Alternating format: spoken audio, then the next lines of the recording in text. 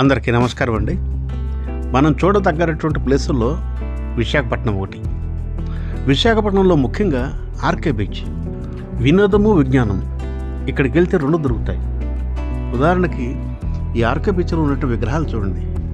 ఎందరో మహానుభావులు, రాజులు, రారాజులు, చక్రవర్తులు, కవులు, రాజకీయవేత్తలు ఇలా అనేక మంది మహానుభావుల యొక్క విగ్రహాలు ప్రతిష్ఠించి ఆ మహానుభావుల యొక్క విశిష్టత ఏమిటి, కవియ, రాజకీయవేత్త, ఏ సంవత్సరం ఉన్నారు, ఏ కాలంలో ఉన్నారు, వారి విశిష్టత ఏమిటి అని వివరించడం జరిగింది.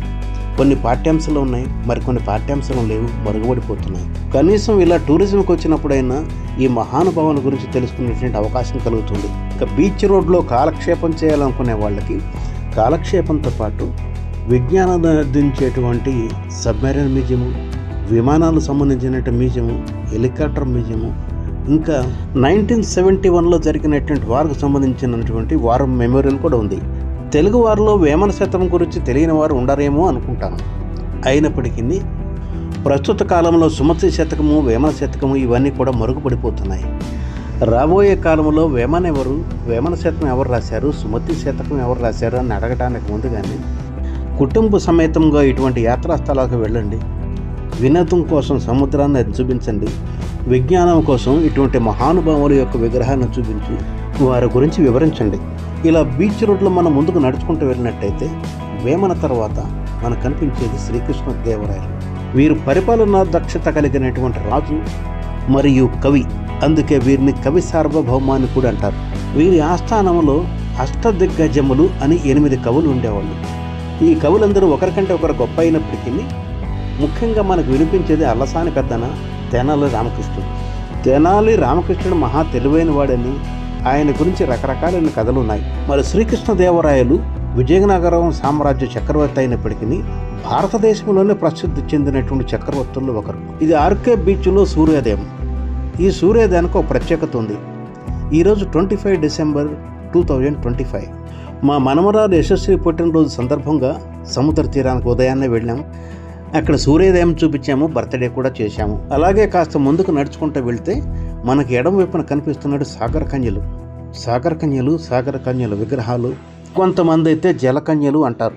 ఈ సాగర కన్యలను ఏర్పాటు చేసిన విధానం చాలా బాగుంది. అయితే వీటిని సాగర కన్యలు అనండి లేదా జలకన్యలు అనండి, 2 పేర్లు కూడా సూట్ అవుతాయి. చాలా ముచ్చటగా చక్కగా ఉన్నాయి. నీటిలో నుంచి బయటకు వచ్చి కూర్చున్నటువంటి జలకన్యలు లాగా ఉన్నారు కదా. ఒక్కసారి చూడండి ఎంత బాగున్నాయో. ఈ బీచ్ రోడ్లో వీటితో పాటు మరికొన్ని విశేషాలు ఉన్నాయి. కాస్త ముందుకు కనుక వెళ్ళినట్టయితే భారత తొలి ప్రధాని నెహ్రూ గారు వారి విగ్రహం ఉంది. మరి కాస్త ముందుకు వెళ్ళినట్టయితే మరికొందరు విగ్రహాలు ఉన్నాయి. అందరూ మహానుభావులే, ఒక్కొక్కరు ఒక్కొక్క క్షేత్రంలో నిష్ఠాతులైన వారే. ఇలా చాలా దూరం వరకు ఇటువంటి విగ్రహాలు ఉన్నాయి. ఆ మహానుభావుల గురించి వివరించి ఉన్నాయి. చూస్తూ చదువుకుంటూ వారి గురించి తెలుసుకుంటూ వెళ్ళవచ్చు. అలసిపోయినప్పుడు కూర్చోటకు పక్కన బెంచీలు ఉన్నాయి, అక్కడ విశ్రాంతి పొందవచ్చు. ఇంకా బీచ్ రోడ్లో స్ట్రీట్ ఫుడ్ కూడా చాలా ఫేమస్. ఉదయం కావాల్సినటువంటి తినడానికి త్రాగడానికి ఏర్పాట్లు ఉంటాయి. అలాగే సాయంకాలం కూడా ఎవరన్నా తినాలనుకున్నా తాగాలనుకున్నా కానీ దానికి సంబంధించినటువంటి రుచికరమైనటువంటి స్ట్రీట్ ఫుడ్ అవైలబుల్గా ఉంటుంది. ఇదే బీచ్ రోడ్లో ఇంకాస్త ముందుకెళ్ళినట్టయితే కుడివైపున సబ్మెరైన్ మ్యూజియం ఉంటుంది, ఎడం వైపున ఎయిర్క్రాఫ్ట్ మ్యూజియము, హెలికాప్టర్ మ్యూజియం ఉంటాయి. కానీ వీటన్నిటిని చూడాలనుకుంటే వీటికి ప్రత్యేకమైన సమయం ఉంటుంది. ఆ సమయంలోనే వెళ్ళి చూడాల్సి ఉంటుంది. అలాగే దానికి తగినటువంటి టికెట్లు కూడా ఉంటాయి. ఈ మ్యూజియంస్ చూడాలి, పిల్లలకు చూపించాలి. ఇదే రూట్లో ఇంకొంచెం దూరం కనుక వెళ్ళినట్టయితే తెన్నేటి పార్క్ ఉంటుంది. పక్కనే బీచ్లో ఒక షిప్ ఆగిపోయి ఉంటుంది. ఈ ఆగి ఉన్నటువంటి షిప్ పేరు ఎంవి మా, బంగ్లాదేశ్ చెందినటువంటిది. 2020 అక్టోబర్లో వచ్చినటువంటి తుఫాన్కి దీని లంగర్ పాడైపోయి ప్రమాదకరమైనటువంటి అలలకి గాలులకి కొట్టుకొచ్చి ఇక్కడ సముద్రం పక్కన రాళ్ళలో ఇరుక్కుపోయింది. ఆ ఇరుక్కుపోయిన దాన్ని బయట తీయడం వీలు పడక ఆ షిప్ను వదిలిపెట్టేసి వెళ్ళిపోయారు వాళ్ళు. ఇటువంటి మరిన్ని విశేషాల కోసం life beyond uniform with Manikonda Hanumantharao అనే మన ఛానల్కి సబ్స్క్రైబ్ చేయండి. ఉంటా మరి. జై హింద్.